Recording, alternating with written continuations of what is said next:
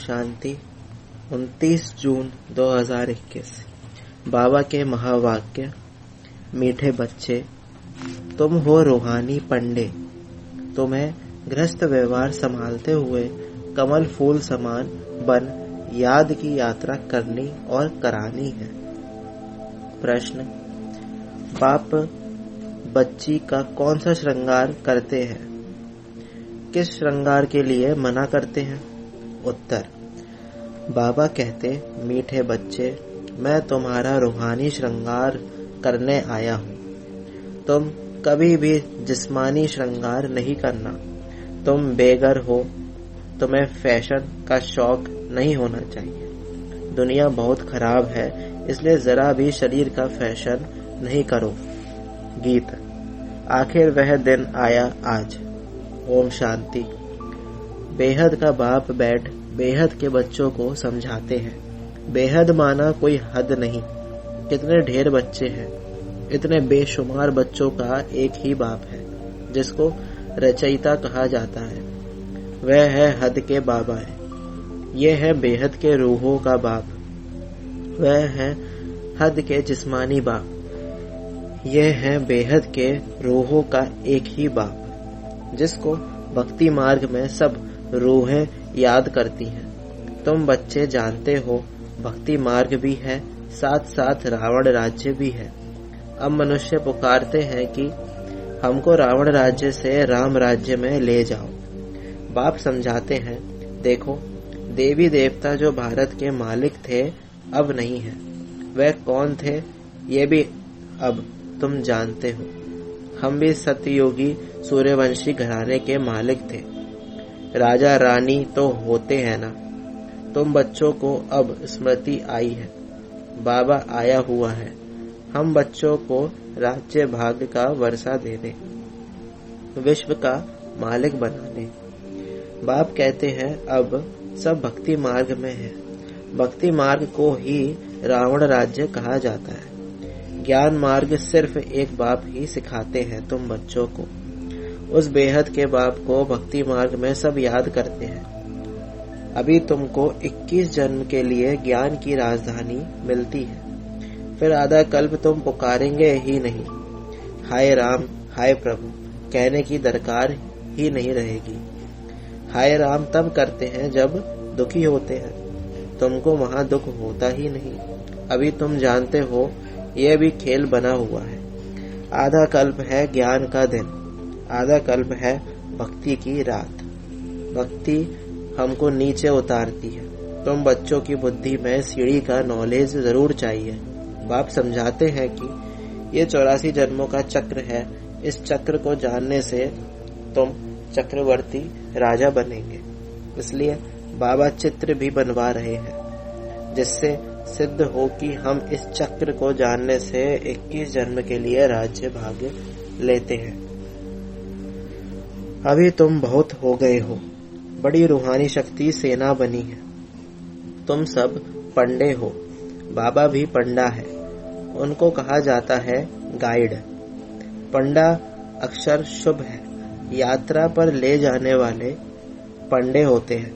यात्री जाते हैं तो उनको एक गाइड मिलता है कि इनको ये सब दिखाओ। तीर्थ यात्रा पर भी पंडे मिलते हैं। बाप कहते हैं, जन्म जन्मांतर तीर्थ यात्रा करते आए हो। अमरनाथ पर जाते हैं, तीर्थों पर जाते हैं, परिक्रमा लगाते हैं। वहां जाने समय फिर वही याद रहता है। घरबार धंधे धोरी सबसे दिल हट जाती है। यहाँ तुमको समझाया जाता है, अपने घर गृहस्थ में रहते हुए धंधा धोरी भी करते रहो और फिर गुप्त यात्रा पर रहो। ये कितना अच्छा है। जितना बड़ा धंधा करना है उतना करो, किसी को मना भी नहीं है। भले अपनी राजाई भी संभालो। राजा जनक को भी सेकंड में जीवन मुक्ति मिली। तुमको कोई बाहर की यात्रा आदि तरफ धक्के खाने की दरकार नहीं है। अपने घर बार की भी पूरी संभाल करनी चाहिए। जो सेंसिबल अच्छे बच्चे हैं वे समझते हैं हमको घर गृहस्थ में रहते कमल फूल समान रहना है। गृहस्थ व्यवहार में तंग नहीं होना चाहिए।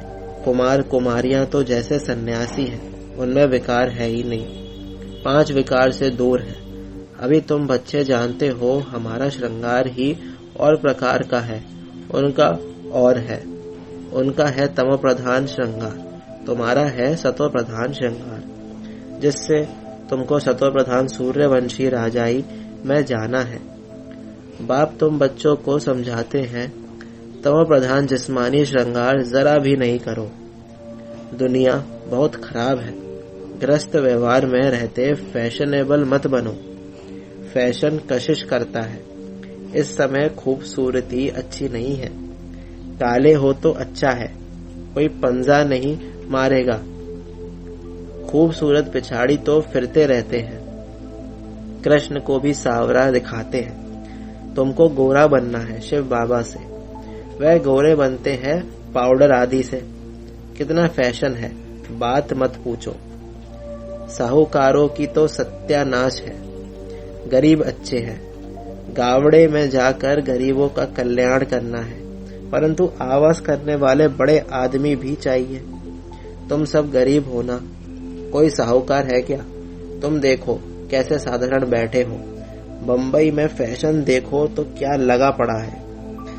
बाबा पास मिलने आते हैं तो कहता हूँ, तुमने ये जिस्मानी श्रृंगार किया है, अब आओ तो तुमको ज्ञान श्रृंगार कराए, जिससे तुम स्वर्ग की परी 21 जन्मों के लिए बन जाएंगी, सदा सुखी बन जाएंगे, ना कभी रोएंगे ना दुख होगा।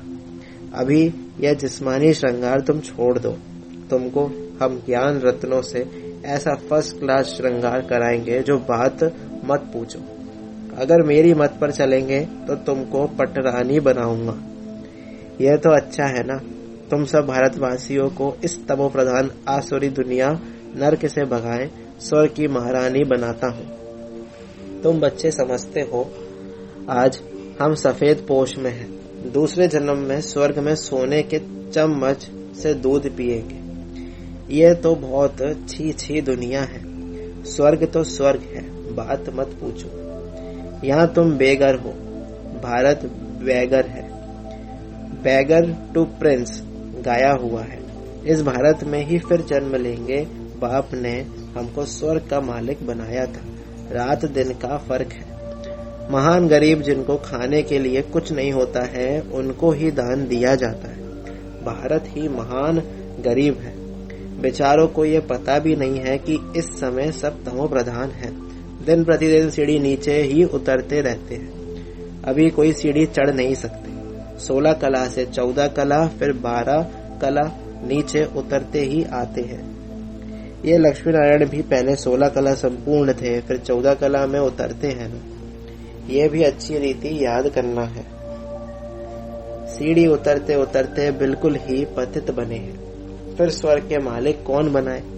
ये वर्ल्ड की हिस्ट्री ज्योग्राफी रिपीट होती है।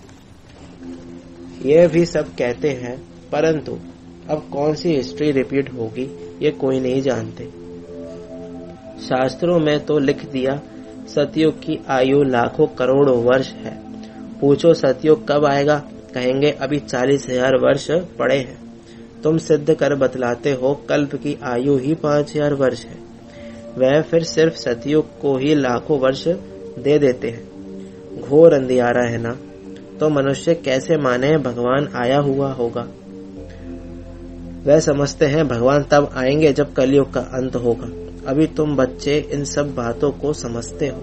विनाश सामने खड़ा है। बच्चों को समझाया जाता है कि विनाश के पहले बाप से वर्षा ले लो, परंतु कुंभकर्ण की नींद में सोए पड़े हैं, तो बेचारे हाय हाय कर मरेंगे। तुम्हारी जय जयकार हो जाएगी। विनाश में होती ही है हाय हाय। विपरीत बुद्धि हाय हाय ही करेगी। अभी तुम हो सच्चे की औलाद, सच्चे। नरक का विनाश होने बगैर स्वर्ग कैसे बनेगा? तुम कहेंगे ये तो महाभारत लड़ाई है, उनसे ही स्वर्ग के द्वार खुलने हैं। मनुष्य तो कुछ नहीं जानते हैं। तुम्हारी बुद्धि में है हमको अभी देवी स्वराज्य का माखन मिलता है। वह आपस में लड़ते रहेंगे। है वह भी मनुष्य, तुम भी मनुष्य, परंतु वह है आसुरी संप्रदाय, तुम हो देवी संप्रदाय। बाप बच्चों को सम्मुख समझाते हैं, तुम बच्चों के अंदर में खुशी रहती है। अनेक बार तुमने ऐसी राजधानी ली है जैसे अभी तुम ले रहे हो। वह आपस में दो बिल्ले लड़ते हैं, माखन तुमको मिलता है सारे विश्व की बादशाही का। तुम यहाँ आते ही हो विश्व का मालिक बनने। तुम जानते हो हम बाबा से योग लगाएं, कर्मातीत अवस्था को पाएंगे। वह आपस में लड़ेंगे, हम विश्व की बादशाही पा ही लेंगे। यह तो कॉमन बात है। वह बाहुबल वाले विश्व की बादशाही ले ना सके। तुम योग बल से विश्व के मालिक बनते हो। तुम्हारा है ही अहिंसा परमो देवी धर्म। दोनों हिंसाएं वहां होती नहीं। काम कटारी की हिंसा सबसे खराब है, जो तुमको आदि मध्य अंत दुख देती है। ये किसको पता नहीं। रावण राज्य कब होता है? अभी पुकारते हैं आकर हमको पावन बनाओ, तो जरूर कभी पावन थे ना। भारतवासी बच्चे ही पुकारते हैं, दुख से लिबरेट करो, शांति धाम में ले जाओ, दुख हर कर सुख दो। कृष्ण को हरि भी कहते हैं। बाबा हमको हरि के द्वार ले चलो। हरि का द्वार है कृष्णपुरी, यह है कंसपुरी। यह कंसपुरी हमको पसंद नहीं है। माया मछंदर का खेल दिखाते हैं। यह तो तुम जानते हो, रावण का राज्य द्वापर से शुरू होता है। देवताएं जो पावन थे वह पतित होने शुरू होते हैं। इसकी भी निशानियां जगन्नाथपुरी में है। दुनिया में बड़ा गंद लगा हुआ है। अब हम तो उन सब बातों से निकल परिस्तान में जाते हैं। इसमें बड़ी हिम्मत महावीरपना चाहिए। बाबा का बनकर पतित थोड़ी ही बनना है। वह समझते हैं स्त्री पुरुष इकट्ठे रहे और आग ना लगे, ये हो नहीं सकता। इसलिए ही हंगामा करते हैं कि यहाँ स्त्री पुरुष को भाई बहन बनाया जाता है। ऐसा तो कहाँ लिखा हुआ नहीं है। पता नहीं यहाँ कौन सा जादू है। अरे तुम ब्रह्म कुमारियों के पास जाएंगे और बस तुमको वहां बांध रखेगी। ऐसे ऐसे वहां बहकाते रहते हैं। यह भी ड्रामा में नून है। जिनका पार्ट होगा वह कैसे भी आ जाएंगे, इसमें डरने की बात ही नहीं। शिव बाबा तो ज्ञान का सागर, पतित पावन, सर्व का सदगति दाता है। ब्रह्मा द्वारा पतित से पावन बनाते हैं। यह अक्षर ऐसे बड़े लिखे हो जो कोई भी आकर पढ़े। पवित्रता पर ही कितने विघ्न डालते हैं। बाबा कहते हैं, बच्चे किसी भी देहधारी में मोह की रग नहीं चाहिए। अगर कहाँ मोह की रग होगी तो फंस पड़ेंगे। यहाँ तो अम्मा मरे तो भी हलवा खाना। बाबा सामने बिठाकर पूछते हैं, कल तुम्हारा कोई मर जाए तो रोएंगे तो नहीं? आंसू आया तो फेल हुए, एक शरीर छोड़ दूसरा लिया, इसमें रोने की बात क्या है? दूसरा कोई सुने तो कहे, मुख से अच्छा तो बोलो। अरे अच्छा ही बोलते हैं। सतयुग में रोना होता ही नहीं। ये जीवन तुम्हारा उनसे भी उच्च है। तुम हो सबको रोने से बचाने वाले, फिर तुम कैसे रोएंगे? हमको पतियों का पति मिला जो हमको स्वर्ग में ले जाते हैं, फिर नरक में गिराने वाले लिए हम क्यों रोएं? बाबा कितनी मीठी मीठी बातें सुनाते हैं वर्षा लेने के लिए। इस समय भारत का कितना अकल्याण हुआ पड़ा है। बाप आकर कल्याण करते हैं। भारत को मगध देश कहते हैं। सिंध जैसे फैशनेबल कोई होता नहीं। विलायत से फैशन सीख कर आते हैं। बाल बनाने पर आजकल लड़कियां कितना खर्चा करती हैं। उनको कहा जाता है नर्क की परियां। बाप तुमको स्वर्ग की परियां बनाते हैं। कहते हैं हमारे लिए तो यहाँ ही स्वर्ग है। ये सुख तो लेवे, कल क्या होगा हम क्या जाने। ऐसे अनेक विचार वाले आते हैं।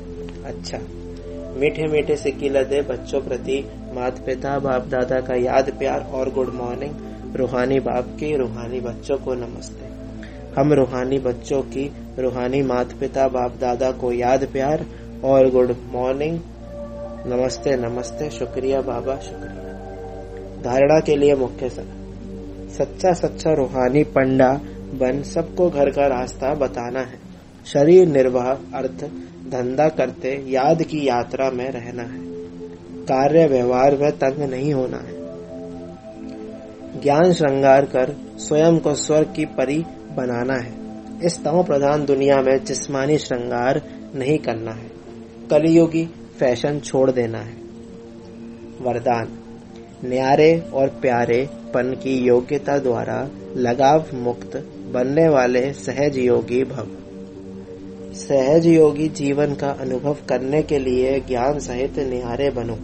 सिर्फ बाहर से न्यारा नहीं बनना, लेकिन मन का लगाव ना हो। जितना जो न्यारा बनता उतना प्यारा अवश्य बन जाता है। न्यारी अवस्था प्यारी लगती है। जो बाहर के लगाव से न्यारे नहीं, वह प्यारे बनने के बजाय परेशान होते हैं। इसलिए सहज योगी अर्थात न्यारे और प्यारेपन की योग्यता वाले सर्व लगावों से मुक्त। स्लोगन, स्व पुरुषार्थ और सेवा के बैलेंस द्वारा बंधन संबंध में बदल जाएगा। ओम शांति।